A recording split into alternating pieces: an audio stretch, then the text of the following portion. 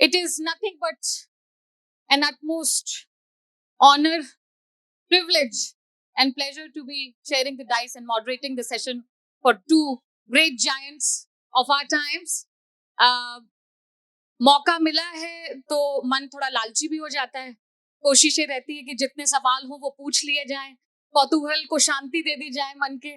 पर मुझे लगता नहीं कि 45 मिनट में वो सब कुछ कर पाऊंगी। कोशिश करके आई थी सवालों की कुछ लिस्ट लेकर, लेकिन एक महानुभाव ने मुझसे बड़ा दिलचस्प सवाल पूछ लिया और आज के इस सत्र की शुरुआत वहीं से करना चाहूंगी। राधा मैम से पहले और फिर सर आपकी ओर आएंगे। बात करते हैं आपके टाइटल से। You named it the republic relearned as a country. Ma'am, do you think we have learned about democracy? Have we unlearned something that we should have let it go? Are we prepared to relearn the democracy, the republic in the right way? You could argue that from the beginning we've had a problem in that this was a highly unequal, highly stratified society, and yet our founding parents had a vision of democracy, which was a democracy based on a republican idea of the equality of all citizens and the rights of all citizens to participate in the formation of the government of their country. तो शुरुआत से मतलब सब पहचानते थे कि ये एक बड़ी दिक्कत है कि आपकी इतनी मतलब बड़ी इनइक्वालिटीज हैं कि आप कैसे इक्वालिटी को लगाएंगे देश में। और ये जो प्रॉब्लम थी इस पे बहुत चर्चा हुई। आपको तो मालूम है कि कंस्टिट्यूएंट असेंबली डिबेट वगैरह कॉन्स्टिट्यूशन ही बनाने में और अडॉप्ट करने में 3.5-4 साल लग गए। और ये जो कॉन्स्टिट्यूशन था, this was the longest constitution in the world. It was also one of the few constitutions in which the power to amend was always there. This has had perhaps more amendments than any constitution in the world. However, it was also decided कि एक हमारे सरकार की और देश की basic structure है, governing structure जो है ये बेसिक है, जिसमें फंडामेंटल राइट्स और फेडरलिज्म को आप बदल नहीं सकते। It has to be there, that is to say minimum. उसको अगर बदलाव करना है तो उसको बेहतर करने के लिए, मतलब फेडरलिज्म हो तो ज्यादा होना चाहिए, ये नहीं कि कम होना चाहिए, ये नहीं कि हम सब चीज को एक करेंगे। इसमें हरदम ये था कि असल इंसान की जो आशाएं हैं वो डाइवर्स है, बहुत है, ये नहीं है कि एक है। और उन आशाओं को पूरे करने के लिए क्या सरकार आपको चाहिए, क्या पॉलिसीज चाहिए, किस तरह से इन पॉलिसीज को इम्प्लीमेंट करना चाहिए, ये बातें शुरुआत से थी। अब ये एक चीज हो गई,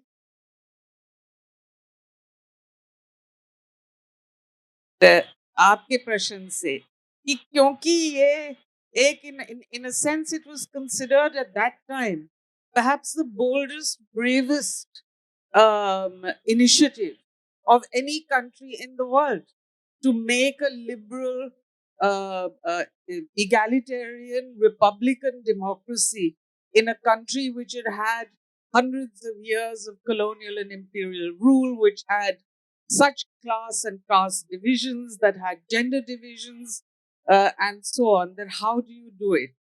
Uh, but the braveness, I mean, what strikes me is that vision actually remained for a very long time. It had its ups and downs. You had a great long periods of decay of democracy in India. I did a calculation that the years of decay were more than 36 out of 75 years of independent India. And the years of democracy renewal added up to no more than 24, 25 years. So, us halat mein, you know that democracy is going to be a struggle. You are going to have to keep struggling for it. अब उस struggle में दिलचस्पी भी है. It's not only a negative struggle, it's a very positive struggle. And a hard-earned one. A hard-earned, positive, visionary struggle.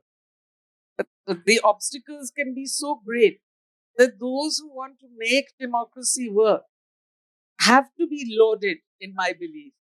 It is an amazing act of overcoming the obstacles that you may place on yourself if you can reach out and try to build the democracy of India. So that was one of the things I wanted to look at in this book. That are there any lessons learned for us? Because we do, I mean, I am one of those who feels that over the past 15 odd years, our democracy has decayed very, very deeply and badly. And that what often happens, as policy analysts point out, that when a democracy starts to decay, and also when the leadership becomes complacent, you have a reaction that can often be ugly, brutal, populist, majoritarian, and that ends up undermining and destroying even the rather weak institutions that you have. Now, in that situation, how do we move forward? That is a question we have to. Obviously, we are fortunate that we still have that vision of the founding moments with us, that we can still aim and to achieve some of the goals that were set at the beginning of our independence. But the big issues for us are how. Sir, आपसे जो मेरा सवाल रहेगा वो कुछ ना कुछ जो राधा मैम ने मेंशन किया उससे ही रहेगा। कितना इत्तेफाक रखते हैं आप इस बात से कि त्रुटियां जो हैं वो संविधान में शुरुआत से ही थी, या फिर आपका ये मानना है कि जो थी तो थी ही, लेकिन जो फोरफादर्स का एक फोरसाइट था हिंदुस्तान की डेमोक्रेसी को लेकर, that purpose somewhere got defeated and we need to make certain checks right in time. This is in reference to the present time. What is your take on that? In the first place, we must keep one fact in mind. Apparently, Indian Constitution was the result of 3 years or 4 years of Constituent Assembly debates. But historically, it was the result of at least a century of reflection. Indian Constitution did not drop from the sky. And it did not come into form just because of those 3 years or 4 years of debate. It took its form and spirit from the independence movement, from the national movement, which was unique in the sense that it was not only a movement for political independence, but it was also a movement for social and cultural regeneration. Mahatma Gandhi इस हद तक चले गए थे कि अगर छुआछूत और सांप्रदायिकता के साथ स्वराज मिलता है तो मुझे स्वराज नहीं चाहिए. अगर ऐसा समाज है जिसमें लोगों के साथ छुआछूत होती है, अगर ऐसा समाज है जिसमें सांप्रदायिक आधार पर विभाजन होते हैं, तो मुझे ऐसे स्वराज की जरूरत नहीं है. The point I'm trying to make is this, that Indian freedom movement was very consciously a movement of social and cultural regeneration. And no regeneration is possible without self-criticism. अगर आप बीमारी का अस्तित्व ही नहीं देखेंगे तो इलाज कैसे करें? Right diagnosis. अगर आप ये मानने को तैयार ही नहीं होंगे कि जेंडर डिवाइड है या कास्ट प्रेजुडिस है, तो उनका इलाज आप क्यों करेंगे, कैसे करेंगे? अगर आप ये मानने को तैयार ही नहीं होंगे कि ट्राइबल्स की कोई वॉइस आपके सिस्टम में नहीं है, तो आप वो वॉइस देने की कोशिश क्यों करेंगे? तो this sense of self criticism, it reflects in this system of constitution that it is open to necessary amendment. क्योंकि हम सीख रहे हैं, हम एक डेवलप होती हुई डेमोक्रेसी है, सोसाइटी है, कदम कदम पर हमें सीखना पड़ सकता है, अमेंडमेंट्स करने पड़ सकते हैं. अब उनका उपयोग दुरुपयोग कितना हुआ वो एक अलग मसला है, दैट्स अ डिफरेंट डिबेट. असल में मुझे ये लगता है जो राधा की किताब का मुख्य कंसर्न है, जो मेरी समझ से, कि आप डेमोक्रेसी को एक कल्चरल और सोशल वैल्यू बना पाए या नहीं बना. दूसरा ये जो मैं महसूस करता हूं कि democracy is not merely a name of game of numbers. Democracy केवल संख्याओं का खेल नहीं है. डेमोक्रेसी इंस्टीट्यूशनल रेस्पॉन्सिबिलिटीज और सेपरेशन ऑफ पावर से जुड़ी हुई है. यानी मैं एक टीचर रहा हूं जिंदगी भर, इसलिए कह सकता हूं कि मेजॉरिटी हमेशा सही नहीं होती। मैं अपनी क्लास में लेक्चर दूं कि तुलसीदास जी का निधन 1574 में हो गया था और 20 लड़के एक साथ उठ के खड़े होके कहें कि नहीं साहब वो तो 1974 तक जीवित थे, तो 20 लड़के सही नहीं हो जाएंगे, सही नहीं। So it's not always the majority which decides the truth. इससे जो बात निकलती है वो ये कि दुर्भाग्य से हमारे देश में बहुत तेजी से ऐसा हुआ कि लीडर ना रह करके रिप्रेजेंटेटिव बने। There is a huge difference between representative and leader. When you just represent your constituency, you have no moral compass. जो वो कह रहे हैं वो आप कहने लगेंगे, ऐसा नहीं। लीडर को मैं फिर कहूंगा, महात्मा गांधी जब सवर्णों से बात करते हुए छुआछूत के विरोध में बोलते थे, इंसिडेंटली महात्मा गांधी पर पहला जानलेवा हमला 1935 में हुआ और वो उनके जैसे हरिजन कहते थे, जैसे आज हम लोग दलित कहते हैं, उस समुदाय के सवालों को लेकर के जो गांधी जी आंदोलन कर रहे थे उसको लेकर, लेकिन गांधी जी ने उसको बंद नहीं की क्योंकि वो लीडर थे, representative.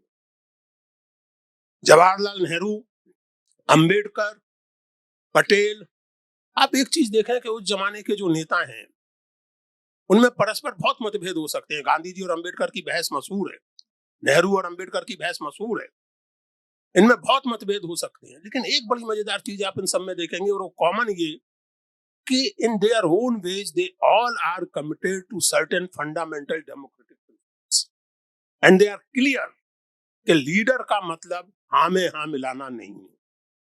Sometimes leader has to tell his or her constituency, you are wrong and please listen to me.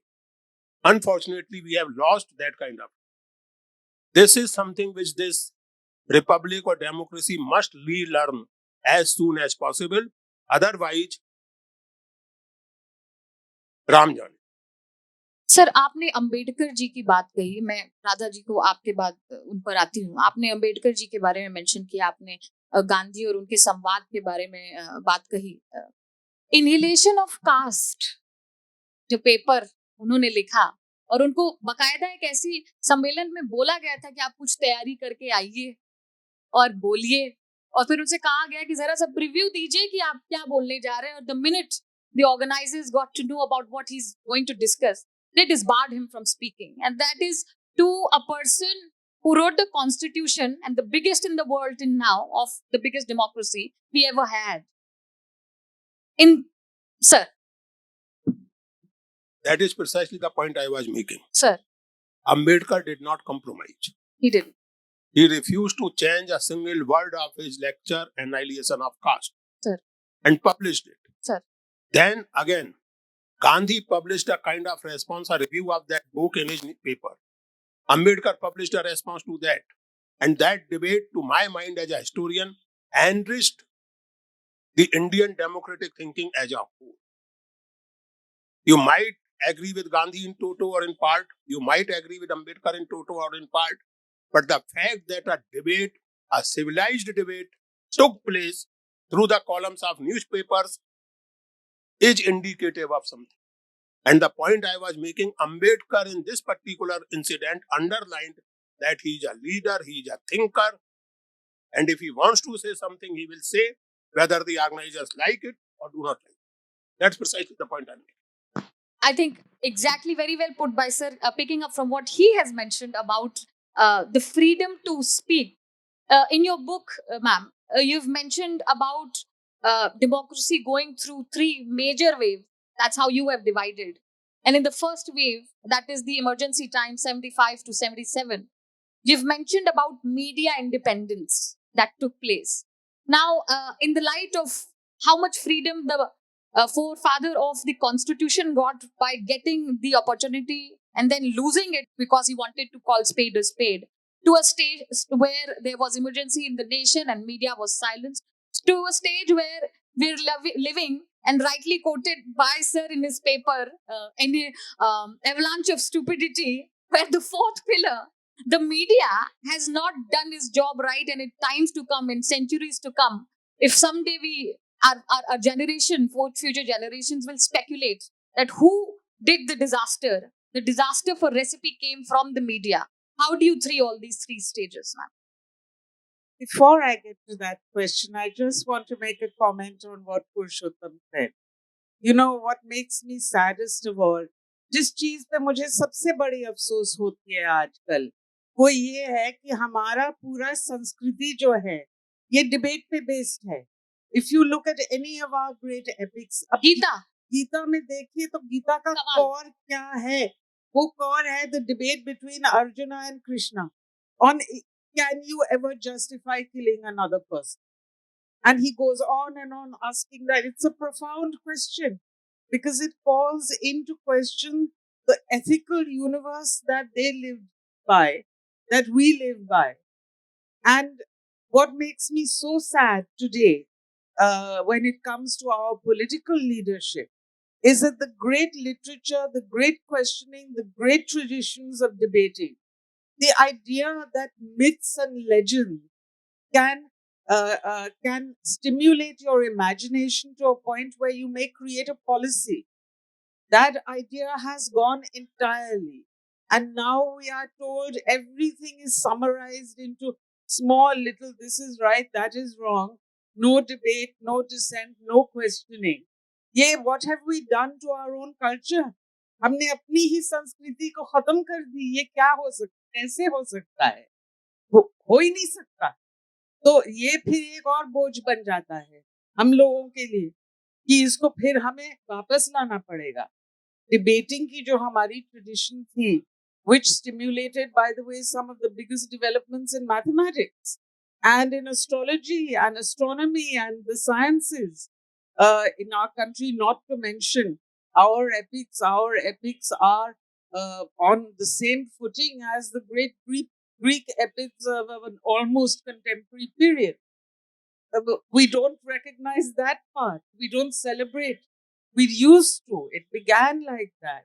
बच्चों के लिए जब चंदा मामा निकलती थी back in the 40s and 50s and so on, उसमें संस्कृति ही नहीं, डिबेटिंग की ट्रेडिशन, सोच समझ, रिफ्लेक्शन, ये सब चीजें आ रही थी. अब वो खत्म पूरा.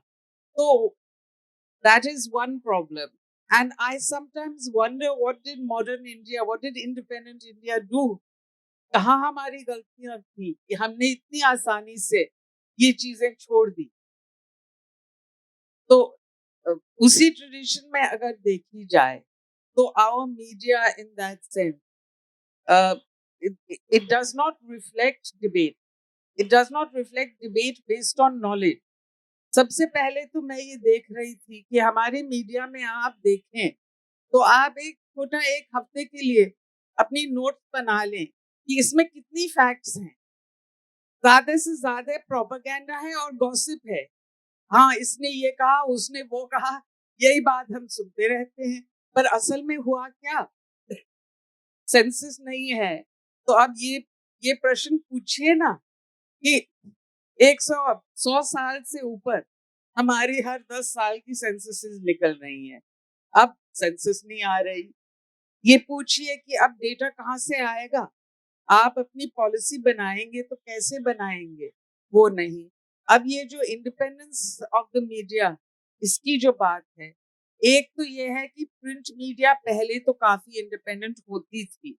अब नेहरू के जमाने में अगर आप देखें तो खूब क्रिटिसिज्म, खुलेआम चर्चा होती थी, डिबेटें होती थी.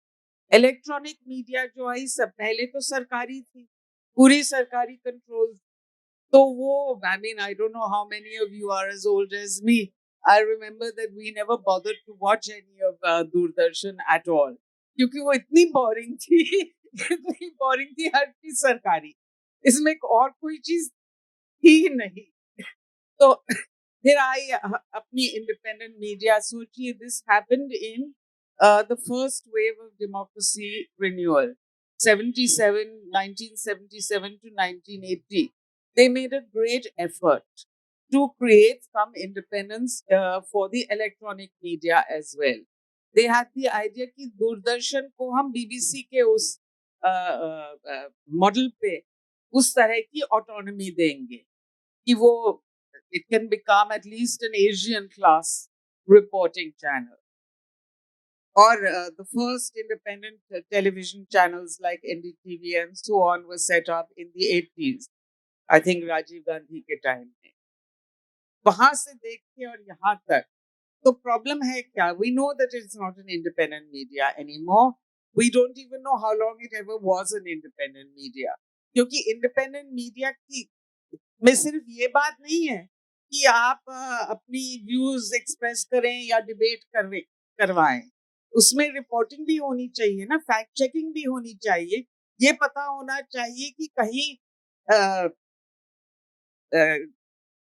तमिलनाडु में कहीं कुछ नए प्रोग्रामें हो रही हैं सरकार की तरफ से, जो ग्राउंड पे इतना असर कर रही हैं कि बदलाव हो रहा है. इस पे रिसर्च करके प्रोग्राम होनी चाहिए. कभी नहीं होती. कहीं आप पता करें कि लखनऊ में क्या हो रहा है, ये भी नहीं पता. स्टेट कैपिटल्स में क्या हो रहा है, वो भी नहीं पता.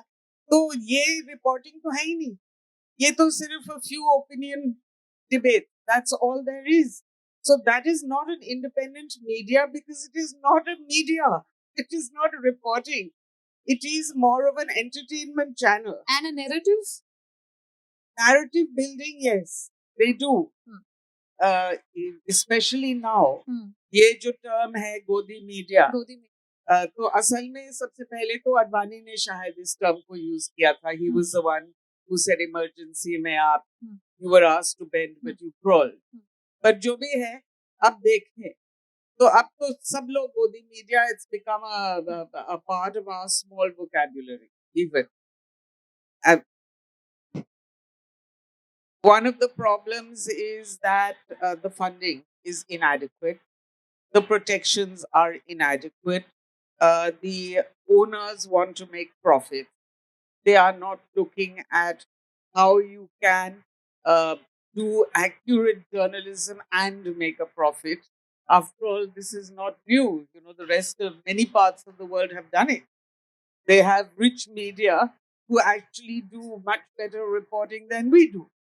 So we can easily study those models as the Janta back in the 70s did, and find ways to do it. But that interest is not there because we also know that the media is one of the most powerful tools for spreading your own quote unquote ideology. And that is something that if it is allowed, why will people in power not misuse it? They will misuse it. So we too have to stand up and say to our own media that we are here. Time to bring the change. Time to Yes. set a parallel narrative. And rely on us. Why must you always rely on the man at the top? But is everything just a matter of doles and some benevolent dictator saying कि हाँ मैं आपको इतनी ads दे दूंगा, अब आप मेरी बात ही करिए. Appeasement policy.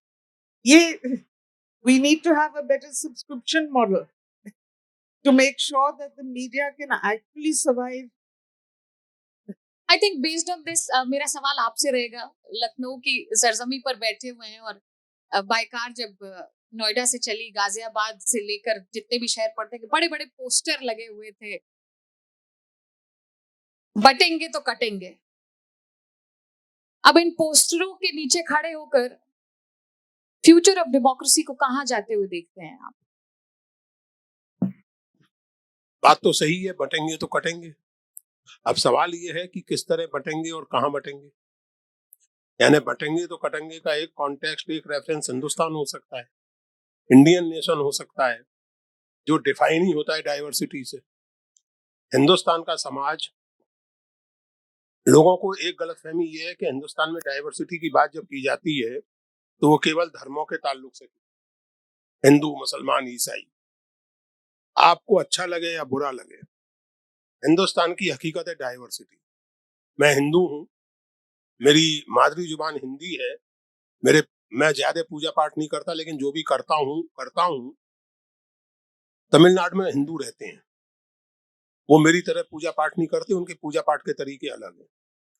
उत्तर भारत के बड़े से बड़े मंदिर में भी अभी तक ये नियम नहीं लागू हुआ है कि आप केवल मुंडू पहन के मंदिर में जाइए. तमिलनाडु में, आंध्र में, केरल में आप केवल मुंडू पहन के मंदिर में जा सकते हैं. पूजा पाठ की विधियां अलग है, खान पान अलग है, पहनने ओढ़ने के तरीके अलग हैं, ब्याह शादी के तरीके और रस्में अलग हैं।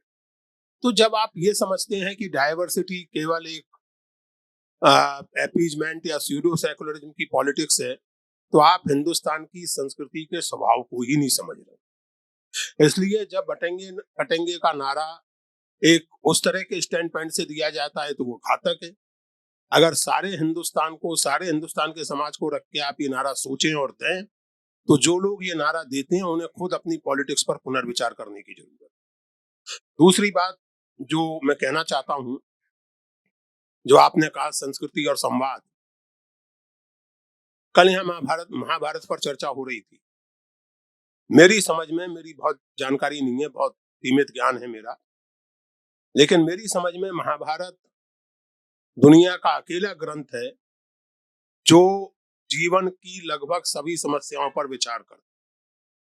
धर्म पर, राजनीति पर, फैमिली इश्यूज पर, सेक्स पर, दुनिया का कोई मसला ऐसा नहीं है जिस पर किसी ना किसी रूप में महाभारत में विचार न हो। और पूरे का पूरा महाभारत शुरू से अंत तक संवादों में रचा गया है। कोई सवाल पूछता है, कोई जवाब देता है, कोई बहस करता है तो पलट के उसे जवाब दिया जाता है। The lot of argument, lot of counter argument, lot of debate. तो वो सही कहा उन्होंने, राधा ने, कि अगर आप एक ऐसी संस्कृति में जिसका सार, जिसका आधार संवाद, डायलॉग, डिबेट रहा है, उसमें अगर आप डिबेट को एक तरह का अपराध मानने लगे तो ये चिंता की बात। और इसीलिए जब हम इस समय 2024 में डेमोक्रेसी की बात कर रहे हैं तो कुछ चीजें हम ध्यान में रखें। आपकी पॉलिटिक्स कुछ भी हो सकती है, किसी पार्टी के आप समर्थक विरोधी हो सकते हैं, उससे मुझे कोई लेना देना नहीं है, लेकिन क्या हम इस तथ्य को नकार सकते हैं कि भारत एक विविध वर्णी, विविधतापूर्ण समाज है? क्या हम इसको नकार सकते हैं कि अगर विविधता वाले समाज को एक राजनीतिक तंत्र में संचालित करना है तो उसमें एक खुलापन, एक इंक्लूसिवनेस, एक सेंसिटिविटी होनी चाहिए? क्या हम इस बात को नकार सकते हैं कि ऐसा समाज बिना संवाद के नहीं चल सकता? माई वे और हाईवे वाला मामला नहीं चल सकता है। There has to be a search for enlightened middle, सम्यक। भारतीय साधना, भारतीय धर्म साधना, चिंतन साधना सम्यक की साधना है, और सम्यक तो संवाद से ही आता है। तो अगर आप संवाद की ही संभावनाएं खत्म कर देंगे, ये किताब बेसिकली उसी संवाद की खोज करने की किताब है, और ये खोज इस समय हर डेमोक्रेटिक और पेट्रियाटिक इंडियन को करनी ही चाहिए। बड़ी अच्छी बात कही आपने कि जो अनेकता भारत में देखने को मिलती, the very essence of democracy is to expect other people to respect my religion, my identity, जो आज आइडेंटिटी बेस्ड पॉलिटिक्स बहुत देखने को मिलती है। हर स्टेट्स वर डिवाइडेड लिंग्विस्टिकली, भाषा के ही बेसिस पे जो है स्टेट्स आज डिवाइडेड हैं, और at the same time we also accept that federalism is the very essence of democracy. भाषाओं पर आज के समय में हम देख रहे हैं कि एक कॉन्ट्रडिक्शन बहुत हद तक बढ़ गया है कि जब काम की खोज में उत्तर भारत के लोग जा रहे हैं, एक अवाम साहब ठाकरे के साइन पे भी उठा जहां मराठियों के लिए कोटा की बात उन्होंने करी, और एक रेवोल्यूशनरी स्टेप था महाराष्ट्र में। फिर हम तमिलनाडु की एक लिंग्विस्टिक फाइट को लगातार देखते आ रहे हैं, where when you are part of my state you better speak my language. अब उसी तरीके का एक रिटेलिएशन हमें बेंगलुरु में भी देखने को मिल रहा है, और जगहों पे भी देखने को मिल रहा है। तो यहाँ पर यूथ है जो कि अचानक से एक्सेप्ट नहीं कर पा रहा है कि हिंदी और इंग्लिश जो है ये तो मैं अपने घरों से सीख कर आई थी, क्या हुआ कि आज ये रिटेलिएशन है। और दूसरी तरफ वो ऑटो वाला जो सारे जीवन कन्नड़ भाषा बोलता आ रहा है, उसे लग रहा है कि अगर मैं अपनी भाषा के लिए नहीं लड़ूंगा तो कहीं ना कहीं वो विलुप्त हो जाएगी, it will die its own death if I don't live up to it, if my kids do not speak that language, or somebody from outside will come up and probably dilute my language, my religion, my identity. How do you see that future of the beauty and the diversity of India and the retaliation that is faced by the young generation, the present demographic? How do you see that moving forward? See, I think it's a complicated issue. Now, first of all, one of the points you're making is about an imposition from the top. Now, you can't have, when it comes to matters of your culture and your social being, not only that, your employment, you cannot simply have someone at the top imposing upon you कि नहीं ये सब भाषाएं नहीं चलेंगी, हम सिर्फ इन दोनों को लगाएंगे. ये कंस्टिट्यूएंट असेंबली डिबेट्स में बार बार हुई, उसके बाद पार्लियामेंट्री डिबेट्स में भी बार बार हुई कि हमारी जो डिबेट थी वो डिबेट असल में एडमिनिस्ट्रेटिव लैंग्वेज में थी. मतलब बहुत छोटी सी चीज कि आप सरकारी कम्युनिकेशन कौन से भाषा में करेंगे. वो इस चीज पे नहीं थी कि सब लोग हिंदुस्तानी बोलेंगे या सब लोग अंग्रेजी बोलेंगे या सब लोग तमिल बोलेंगे या जो भी बात. तो पर वो बन गई एक पावर की बात कि अगर आप हिंदी में हिंदी को सरकारी भाषा बना देंगे तो सारी पावर्स वो हिंदी बोलने वाले लोगों के हाथ में कॉन्सेंट्रेट हो जाएंगी. तो वो प्रॉब्लम थी एक. अब दूसरी बात ये है कि हमारी जो आपने कहा states were divided, they were demarcated, not divided, demarcated. I stand corrected, ma'am. On the basis of linguistic identity. True. Because it was felt that linguistic, cultural, and by the way, that spanned not only cultural and social, it spanned economic as well. Your trading patterns, your production patterns, all the rest of it, they come as part of a composite that is united through the language that is used to conduct all of these exchanges. And the idea of basing the structure, the federal structure of India on linguistically defined state was based on this understanding that you will get the most productive, the best literature, and so on, if you give that local language of the region its own power and its own strength to conduct its own forms of self-government. That was the idea, and that was a brilliant idea. It has lasted and strengthened the Union of India until today, almost until today. Even though at various points these battles have come, Tamil Nadu, as you say, through the 50s, saying we won't have Hindi. We must have our own language for local administration and English as the linked language.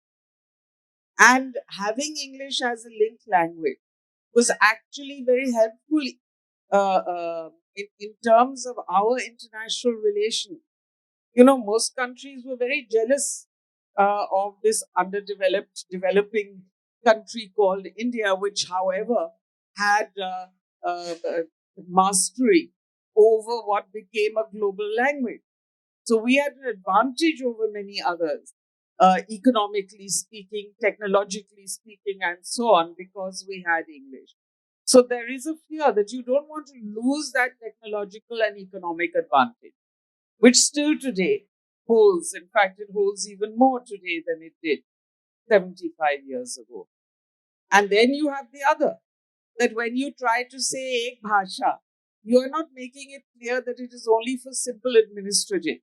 You are trying to, if you look at what has happened to the Lalit Kala Academy and the Sahitya Academy, usme Sahitya Academy was set up to encourage local language writing and to encourage exchanges between people writing in their regional languages. Wonderful idea. Really, I mean, how much it would stimulate literature and creativity in this country. But today, what has happened? They are translating old texts written in Hindi or in Sanskrit, not texts written in Assamese or Kannadiga or Telugu or this or that. So you have destroyed that almost entirely, and you are beginning to make people feel that there is one language that is superior to others, and that implies culture as much as language itself. And that is a recipe for division. It ends up, what does it do? It ends up dividing people, dividing states, dividing cultures, pitting them against each other. That is not something that anyone who wants to do nation building should even think of saying. excellent point, ma'am. I think it very well brings me to my next question, and I think I'm personally very curious to know the answer from sir. भाषा का तो समझ लीजिए कि ये हाल है कि north east की 7 भाषाओं के बारे में अगर चर्चा करें, यहाँ बैठे सभी लोग, मी इंक्लूडेड, शायद ये भी ना बता पाए कि मणिपुरी से एजवाली का डिफरेंस जो है कुछ अगर है तो क्या है, या असमीज कैसे अलग होती है, या फिर अरुणाचल प्रदेश में क्या भाषा बोली जाती है। लेकिन हमारे स्कूल में बच्चों को स्पेनिश और फ्रेंच एज एन ऑप्शन दिया जाता है।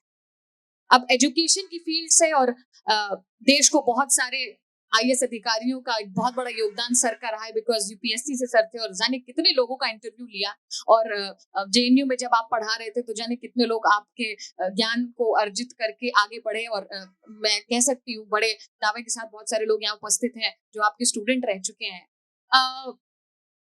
नॉर्थ ईस्ट का जो रिप्रेजेंटेशन है वो आज इस हद तक पिछड़ा है कि कई बार नैरेटिव्स ये होता है कि शायद डिमार्केशन ही गलत हो गया, एक गलती जो है वो देखी जाती है। मणिपुर का आप लेटेस्ट अगर हाल देखें, as we go by the latest budget, the last state when it comes to the GDP and the highest inflation, and this state has not shown any mercy to what is happening, so much so that even media is silenced. Sir, आप कैसे देख सकते हैं बदलाव लाया जाए, young generation, young officers who do not succumb to the center and the state, and if at all they are posted there, they are into that particular cadre, what all they can do in their own capacity to let people believe that this system will not be the reason why we will fall behind or we will fail as a society. Our girls will be protected, our identity will be protected. आपने एक सवाल के नाम पर इतने सारे सवाल पूछ लिए हैं कि जवाब में पूरी किताब लिखी जा सकती है। मैं बहुत संक्षेप में एक दो चीजों को टच करूंगा। पहली चीज तो मैं ये स्पष्ट कर दूं, कल भी यहाँ एक चर्चा हो रही थी और अब मैं जो कह रहा हूं उस पर बुरा मत मानिएगा। अगर आप लैंग्वेज को इस तरह डिफाइन करेंगे तो लिंग्विस्टिक्स में 2 टेक्निकल टर्म चलते हैं, लांग एंड परोल। लांग एक नोशनल लैंग्वेज है जो कोई भी समाज अपने लिए गढ़ता है, और परोल जो है वो तमाम छोटे छोटे ग्रुप, यानी अब यूं तो हलवाइयों की भी एक अलग लैंग्वेज होती है, टैक्सी वालों की एक अलग लैंग्वेज होती है, कारीगरों की एक अलग लैंग्वेज होती है। अगर उन सबको आप डेमोक्रेसी और लिबरलिज्म के नाम पर प्रिजर्व करना चाहेंगे तो फिर हिंदुस्तान में शायद 22 नहीं, 2200 नहीं, 22,000 नहीं, संभवतः 22 करोड़ जुबानें। तो थोड़ा सा हम लोग इस तरह के रोमांटिसिज्म से बाहर निकल आए।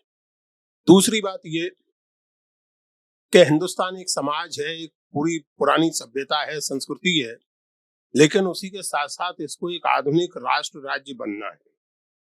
The Indian freedom movement was unique because 1, it was a movement of self-regeneration. 2, it was a movement to transform a tradition, to transform our old civilization into a modern nation state. So if you want to become a nation state, you have to surrender certain things, you have to sacrifice certain things, you have to acquire certain things. I mean, theoretically, you can talk of India having a lot of diversity, and I was talking of it, but certainly I do not think, and I think it's a disastrous statement to be made, as was made by a leading political figure some time ago, that India is merely a union of states. India is not merely a union of states. In its self-perception, India is a civilizational unity. India is also a nation state. That is number 2. Number 3, इससे वो चीजें आती हैं, UPSC से select होने वाले अफसर हों या पॉलिटिकल लोग हों या मीडिया हो या आप जैसे प्रोफेशनल्स हों, डॉक्टर, वकील, कोई भी। नॉर्थ ईस्ट की अगर आप बात करें तो हमारे यहाँ एक बार इंटरव्यू बोर्ड में एक सज्जन आए थे, नॉर्थ ईस्ट के थे, वो सिविल सर्वेंट थे। उन्होंने एक बात मुझसे कही थी कि देखिए सर, आप लोग कुछ भी कहें, आपके लिए हिंदुस्तान का मतलब है बंगाल की काली माई से लेकर जम्मू की वैष्णो देवी, इसके आगे पीछे आपको हिंदुस्तान नहीं दिखता। अनफॉर्चुनेटली ये सच है। और जो नॉर्थ ईस्ट है उसके बारे में जब हम सोचें तो हम ये सोचें कि हमारी अपनी कल्पना में, हमारे अपने इमेजिनेशन में, और अगेन हमारी कल्चरल मेमोरी में उसकी क्या जगह है। अभी आप बात कर रही थी, मैंने एक मीडिया डिबेट में ही मीडिया वालों से ये कहा था कि मणिपुर इसी देश का हिस्सा है या नहीं है, मुझे कभी कभी संदेह होने लगता है, क्योंकि 2-2.5 महीने से वहां इतनी बुरी हालत है, सिविल वॉर की स्थिति चली रही है, और मीडिया में उसको कितना स्पेस मिल रहा है। कितने लोग मर चुके हैं, मंत्रियों पर हमले हो रहे हैं, लोग आपस में लड़ रहे हैं, almost like a civil war situation, और मीडिया के हिसाब से मणिपुर में जो कुछ हो रहा है उसका कोई महत्व नहीं है। यानी आप अगर नॉर्थ ईस्ट को या किसी भी इलाके को इस तरह ट्रीट करेंगे तो कैसे चलेगा। मैं यही उम्मीद कर सकता हूं कि सिविल सर्वेंट हो, प्रोफेशनल्स हो, यानी देखिए सौम्या, बात यह है कि एक तो इंस्टीट्यूशनल लेवल होता है चीजों को सुधारने का, एक हमारा अपना मॉरल और साइकोलॉजिकल लेवल होता है। As a citizen, as an academic, मैं यही कर सकता हूं और करने की कोशिश करता हूं कि जब मैं हिंदुस्तान की बात करूं, जब मैं भारत माता की बात करूं, इंडियन नेशन की बात करूं, तो वो 7 सिस्टर्स भी मेरी इमेजिनेशन में रहें। मेरी इंडिया की इमेजिनेशन बंगाल तक रहकर सीमित रहकर खत्म ना हो जाए। That is what I have tried to inculcate amongst my young friends, and I hope and I am confident that at least some of them will be doing the right. You such beautiful words, sir. I think I'll take it up from what you said. Now we can only hope from these youngsters.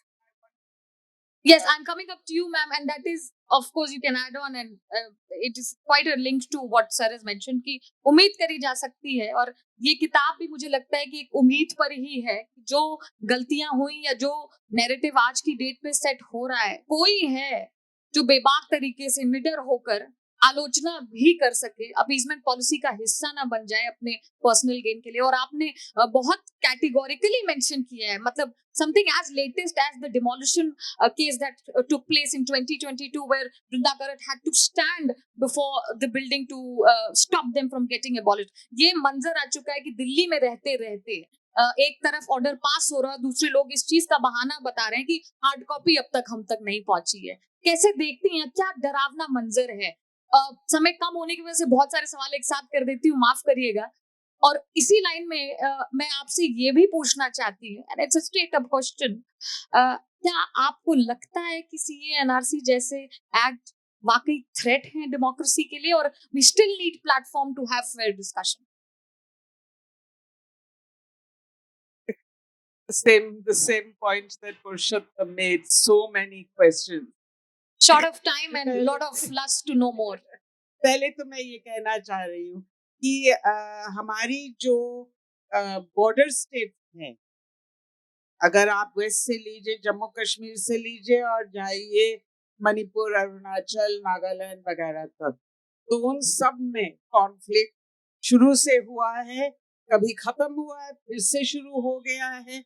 और इसमें ये बड़ी अफसोस की बात है कि अगर आप नागालैंड में देखें तो वहाँ जो आज अब यूएन के लिए क्लासिक पीस प्रोसेस है, मतलब जो स्टेप्स हैं वो हैदरी अकॉर्ड में बने थे। सबसे पहले जो मॉडल बना था पीस मेकिंग का, वो यहाँ हमारे देश में बना था इंडिपेंडेंस के टाइम पे। और उसको फिर अफसोस की बात है, नेहरू जी ने अपने आप नकार दिया, उनकी बड़ी गलती थी उसमें। अब देखिए, we cannot blame him entirely because we had a very hostile relationship with the countries on our borders, whether it was China, whether it was Myanmar, whether it was others. There was always disputed borders, disputed approaches and so on at that time. आज वो इतनी disputes नहीं है, कुछ हैं, China के साथ तो है ही, चीन के साथ, पर फिर भी हम लोगों ने वही इनसिक्योरिटी की मेंटालिटी हमारी सरकारों ने रखी है towards our border states, and we have to change that of course. अब इस किताब में और बहुत लोगों की किताबों में लेसन्स हैं हमारे लिए। मैंने अभी आपको एक दिया, हैदरी अकॉर्ड जो था, उसमें इतनी प्रॉमिस थी, आपको परमानेंट पीस मिल सकता था नागालैंड में। आज आप मणिपुर की बात कर रही हैं, मणिपुर में पीरियोडिकली इस तरह की सिविल वॉर, सिविल कॉन्फ्लिक्ट्स हुई हैं। खूब आर्म्ड ग्रुप्स 60 से हैं जो सैंक्चुअरी ले रही थी म्यांमार में। अब अगर हम लोग साथ मिलते म्यांमार की सरकार के साथ और कहते कि हम दोनों को साथ मिलके पीस मेकिंग करनी चाहिए, आप अपने ट्राइबल कम्युनिटीज के साथ और हम अपने ट्राइबल कम्युनिटीज के साथ, क्योंकि वहाँ इंटर रिलेशनशिप है. Many of these tribes are related to each other between Myanmar and Nagaland and Manipur, and but we didn't do that. Instead, we joined up to try to use military powers on both sides of the border to crush insurgent groups, knowing full well from our own history, our own example of Nagaland, that the best way to finish an insurgency is to have a really sustainable peace process. हमारी अपनी ही इतिहास को हम 5 साल में भूल गए, अपनी एक्सपीरियंस को, और फिर ये करने लगे. और अब जब म्यांमार में ये सारे हादसे शुरू हो गए, मिलिट्री कू हो गया वगैरह, सबको मालूम था कि इसकी इफेक्ट्स हम पे पड़ेंगी, और खासकर मणिपुर में और मेघालय में और ये नागालैंड में सबको मालूम था. पर आपने किया क्या उसके बारे में? इंस्टेड ऑफ सेइंग कि हम इन ग्रुप्स को म्यांमार में जो रेफ्यूजीज हैं उनको यहाँ सैंक्चुरी देंगे. मैं रोहिंग्या की बात नहीं कर रही हूँ, मैं वो बॉर्डरिंग ट्राइब्स की बात कर रही हूँ. उनको यहाँ सैंक्चुरी देंगे तो फिर आपकी ये सब जो सिविल वॉर की सिचुएशन अब है वो नहीं होती. ये मैं आपको साफ बता सकती हूँ. आज भी अगर आप कहेंगे कि हम उनकी जो इंडिपेंडेंस, फ्रीडम, लिबरेशन स्ट्रगल है, हम उसको सपोर्ट करेंगे, तो आधा आपका मणिपुर का प्रॉब्लम ऐसे खत्म हो जाएगा. पर आप करने को तैयार नहीं. यही तो प्रॉब्लम है. आप ये भी नहीं सोचते कि देखिए मणिपुर में डेमोग्राफी की प्रॉब्लम है, कि कंसंट्रेशन है प्लेन्स वालों की सेंटर में, वैली में, और फिर हिल्स में आपके नागा ट्राइब है, कुकी ट्राइब है वगैरह. तो मेटे आपके बीच में है, उनको हरदम खतरा लगता है. अब आपको आपकी एक ये जिम्मेदारी बनती है ना कि आप कहें मेटे और कुकी और नागा से कि आपको खतरा सोचने की जरूरत नहीं है. हम सब हैं आपके साथ, हम सब हैं आपके साथ. तो पॉलिटिकल इंटेंशन कहीं ना कहीं मिस होते दिखता है, या फिर आपको लगता है कि यहाँ एक तो पुश जो है सिस्टम का, मणिपुर में तो हमने देखा है बहुत cold callous game, sorry to say, कि यहाँ इसमें इलेक्टोरल पॉलिटिक्स और डोमिनेशन की बात में आपने मेटेई के खतरे की जो फिक्रे हैं उनको मिसयूज, मैनिपुलेट करके you have pitted them against the Kukis, who are a minority group, so they are also easily targeted. Now, I don't know whether you have noticed, the Nagas have also come into the fray. Nagaland में भी अब वो बात कर रहे हैं वो NSCN IM के लोग कि हम फिर आर्म स्ट्रगल शुरू करें, क्योंकि आपने कुछ किया नहीं to stop any of this while it was breeding, and instead you have engaged in disgracefully cold, calculated politics which can only divide, which can only fragment. And it was no intelligence failure, just lack of intention or probably ulterior motives to it. You know, our intelligence agencies are a very curious case study. One should write an anthropological thesis about these characters.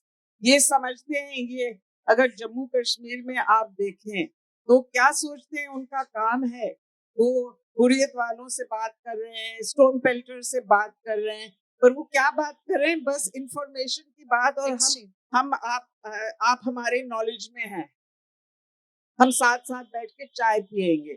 मैंने एक बार जब हम लोग interlocutor थे, मैंने इनसे पूछा कि आप इन सब लोगों को जानते हैं, तो आप क्यों नहीं हमारे लिए एक बैठक इनके साथ इंतजाम करें कि हम ये पीस प्रोसेस कैसे करना है, अमन कैसे लाना है, आप अपने हथियार छोड़ दीजिए वगैरह वगैरह, इन चीजों की बात हम करें इनसे बैठ के. नहीं जी, ये तो हमारा काम नहीं है. तो मैंने कहा अच्छा, ये आपका काम नहीं है तो आपका काम है क्या? जबकि कानून कहता है कि what you cannot do directly you also cannot do indirectly. समय बंद हो चला है, लेकिन आखिरी एक सवाल पूछना चाहूंगी इससे पहले कि हम ऑडियंस के लिए ओपन करें फोरम. आपने मिलिट्री कू की बात कही. मेरा सवाल आपसे है कि मिलिट्री कू से तो कहीं ना कहीं हम बच चुके हैं, हमारे पड़ोसियों जैसा हाल नहीं रहा हमारा, पर ये जो इंटरनल कू होता है इलेक्शन के टाइम पर और बसेस में मिनिस्टर्स को बैठा के अननोन लोकेशन पे ले जाते हैं, 2-3 दिन रहते हैं और फिर अदला बदली और पलटी हो जाती है। पिछले महाराष्ट्र इलेक्शन में एएनआई ने डिक्लेयर कर दिया Fadnavis and then there was something else in the morning. How do you see such scenarios as a threat to democracy? देखिए, ये थ्रेट तो है, ये थ्रेट टू डेमोक्रेसी तो है, लेकिन इसकी तुलना भगवान के लिए मिलिट्री कू से मत कीजिए। यानी एक लेवल पर ये सब डेमोक्रेसी के लिए चिंताजनक बातें हैं, थोड़े लाइटर वीन में इनको डेमोक्रेसी के तमाशे भी कहा जा सकता है, लेकिन इस सब के बावजूद democracy is still better than military. Everything is fair in love and war is No, what you're telling? no, that's not what I'm telling. I'm telling that military coup से डेमोक्रेसी बेहतर है। I'm just saying this. With all, देखिए सौम्या जी, अगर इस वक्त मुल्क में military शासन होता तो ये फेस्टिवल इस तरह ना हो रहा होता जैसे होता है। आप ये सवाल मुझसे ना पूछ पा रही होती जैसे आपने पूछ लिया। आपको वो घटना याद होगी जिया-उल हक के शासन की, जब उन्हें इस्लाम का दौरा पड़ा था और उन्होंने घोषणा कर दी थी कि पाकिस्तान में औरतें साड़ी नहीं पहनेंगी, तो साड़ी पहनना बैन कर दिया, क्योंकि साड़ी उनके हिसाब से अन इस्लामिक ड्रेस थी।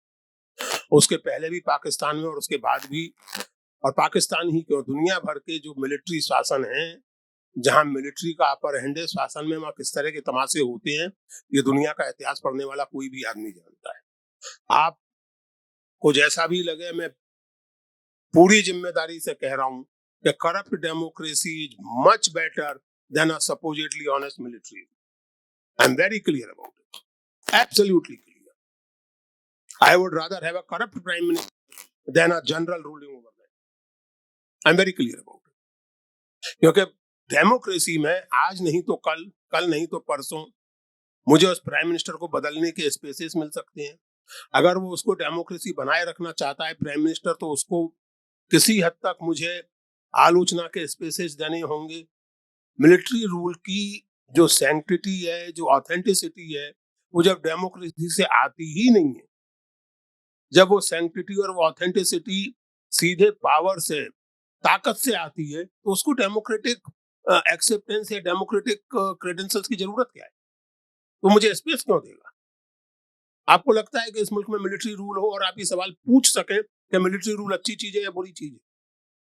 ये सवाल पूछना कुफ्र हो जाएगा ऐसे। तो मैं फिर से कहता हूं कि लाख तमाशे हों, वो विधायकों के अपहरण हो जाए और फिर वो वापस आ जाए, 5 स्टार रिसोर्ट में चले जाएं और रातों रात हृदय परिवर्तन हो जाए, सुबह 6 बजे मुख्यमंत्री जी शपथ ले लें, 9 बजे कोई और मुख्यमंत्री बन जाए, ये सब दुखद है, लेकिन फिर भी सैनिक शासन से बेहतर। Thank you very much sir. I think मेरे सवालों की लड़ियां तो अंदर ही अंदर बढ़ती जा रही हैं, पर अपनी ऑडियंस से पूछना चाहूंगी, बहुत सारे हाथ उठ रहे हैं, देखते हैं कितने सवाल हम ले सकते हैं। somebody please.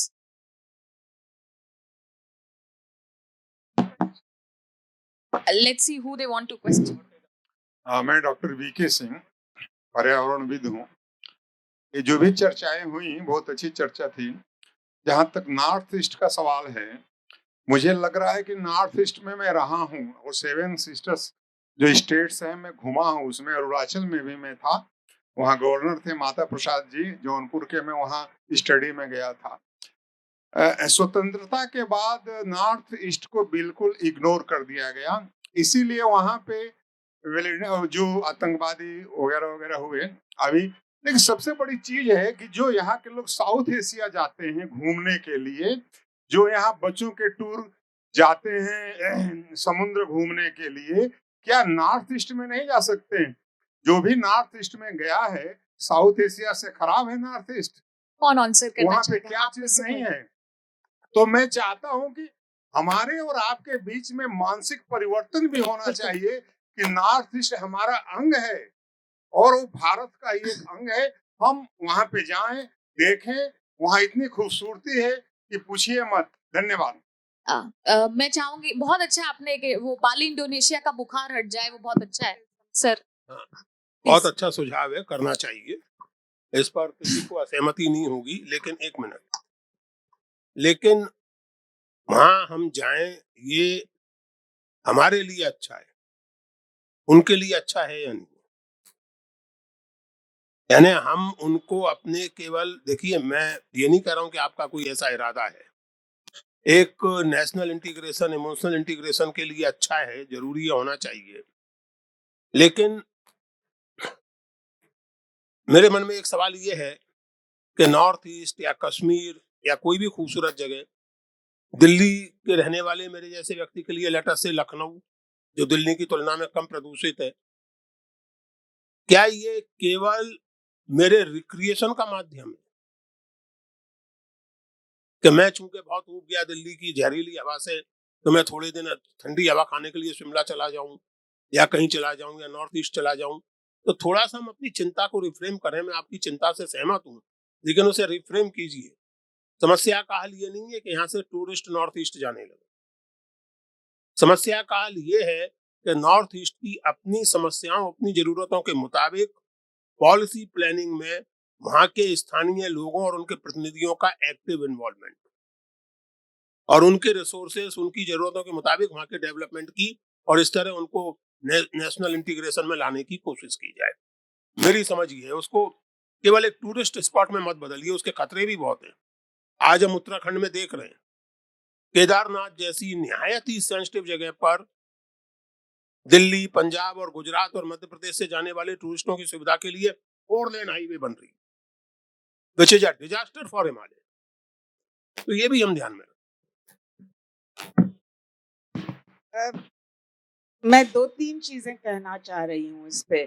एक तो ये बात है कि निग्लेक्ट हमारे सक्सेसिव गवर्नमेंट्स, सिर्फ ये सरकार नहीं पर इससे पहले भी बहुत सरकारों ने दो तरह की निग्लेक्ट की हैं।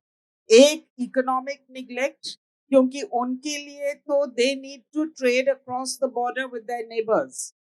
Delhi is very far away, Delhi दूरस्थ। They want to try to trade with Myanmar or with the ASEAN countries and so on. And why was, if you remember, the Look East policy that started in 2005? That policy, why was it so successful? First, they asked Northeastern chief ministers to play a major role. Then they softened the borders.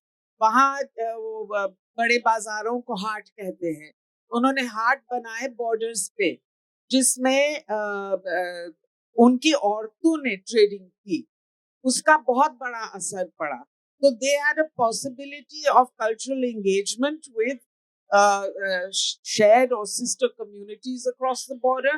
They had an opportunity to trade, and most important of all, they were given the opportunity to lead a political process, not to follow a political process, but to lead it. अब दूसरी जो आपने बात की कि tour होने चाहिए, tour दोनों तरफ से होने चाहिए, वहां से बच्चे आने चाहिए, यहाँ से बच्चे जाने चाहिए, ये तो ठीक है बात, पर उनकी अपनी जो कल्चर है और उनकी अपनी जो इकोलॉजी है, उस पे वो काफी सेंसिटिव है। ये 7 सिस्टर्स की जो स्टेट्स है, और उनको लगता है कि यहाँ लोग उनको चिढ़ाते हैं, उन पे मजाक उठाते हैं वगैरह। तो सबसे पहले तो आपको एजुकेशन करनी पड़ेगी पूरे देश में, of all the Sensitize them. you need to have we need to be educated on our own diversity. That's the truth of the matter. Most of us don't know. We don't know the diversity. कितने लोग हैं यहाँ जिन्होंने ये पिछले 10-15 साल से collections of stories have been coming in translation in Hindi and in English from various northeastern states. In particular, I think one lady from Arunachal has done some wonderful. But how many of us discuss these things at literary festivals?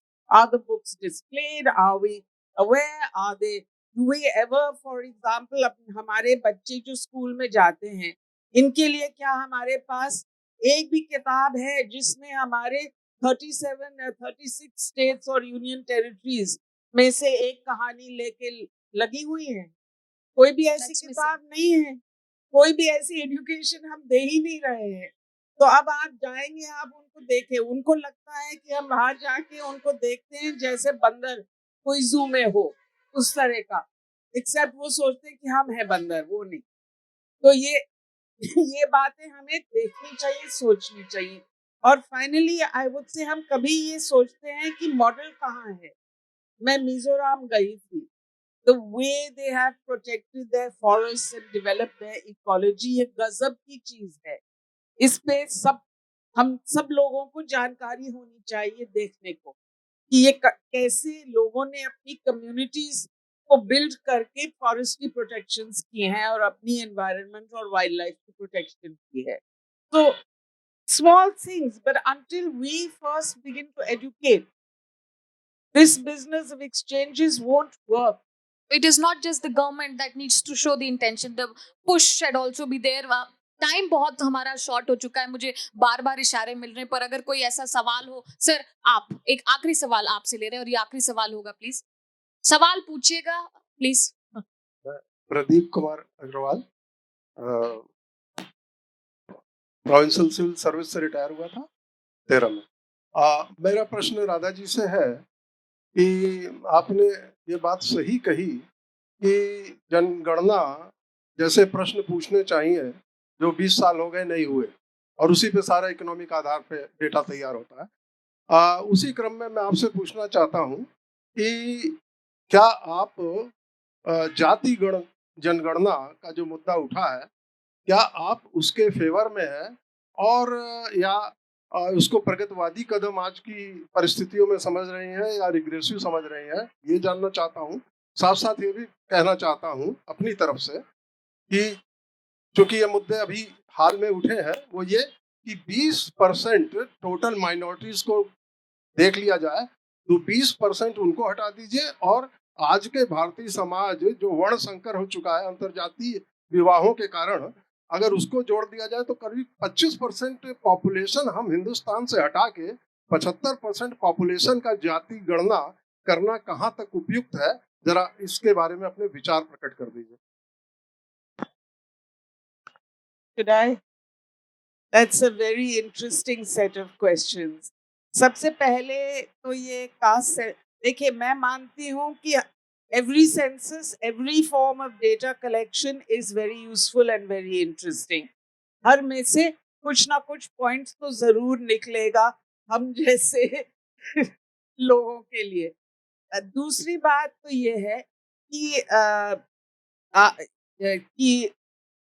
या तो आप अपने census को ऐसे बढ़ाएं कि इसमें आपकी कास्ट का भी हो जाए, इकोनॉमिक स्टेटस का भी हो जाए, माइनॉरिटी स्टेटस का भी हो जाए, so that can include the 25% that you are talking about. My only issue is information is one thing and policy is another thing. And you already have a problem independence से।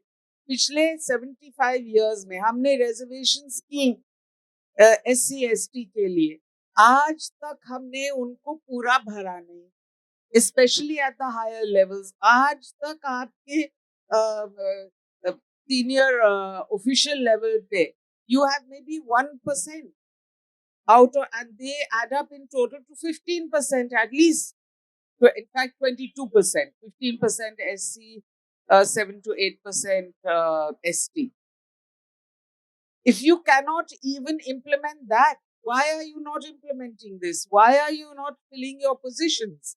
Are you not training people enough that they can aspire to and get into those positions? If not, then please train them. Please create the educational institutions for them. First, at least fulfill the affirmative action elements that you have already in your constitution, already in your laws, already in your supposed structures. So the caste census should not be used as an excuse not to fulfill your obligations on affirmative action today. You need to do that in any case, irrespective.